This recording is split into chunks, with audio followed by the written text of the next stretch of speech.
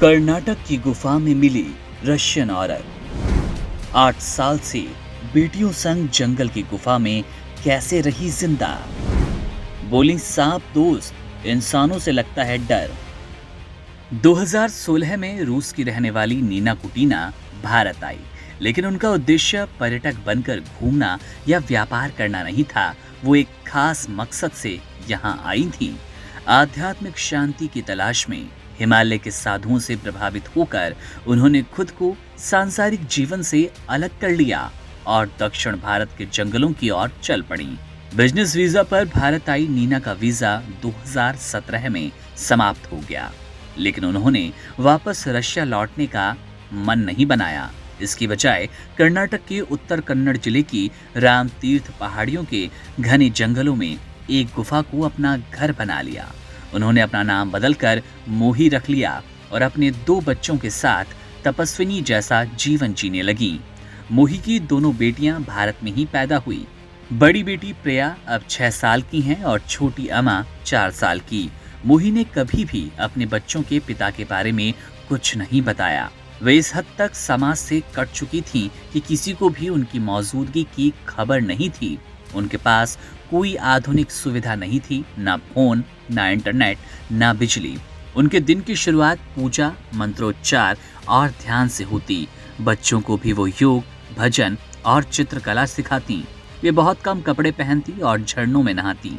खाने पीने का सामान गुफा में जमा करके रखा गया। गुफा के चारों ओर जंगली जानवरों का बसेरा था, लेकिन मोही को उनसे कोई डर नहीं था। जब पुलिस ने पूछा कि जंगल में अकेले रहना खतरनाक नहीं है, तो उन्होंने कहा, जानवरों से नहीं, इंसानों से डर लगता है। सांपों के बारे में उन्होंने बताया कि वे उनके मित्र हैं और कभी कोई नुकसान नहीं पहुंचाते। मोही का मानना था कि वे अगर प्रकृति का सम्मान करें तो प्रकृति भी उन्हें नुकसान नहीं पहुंचाती। इस रहस्यमयी जीवन का खुलासा तब हुआ जब हाल ही में इलाके में भूस्खलन हुआ और पुलिस इलाके की तलाशी के लिए पेट्रोलिंग पर निकली।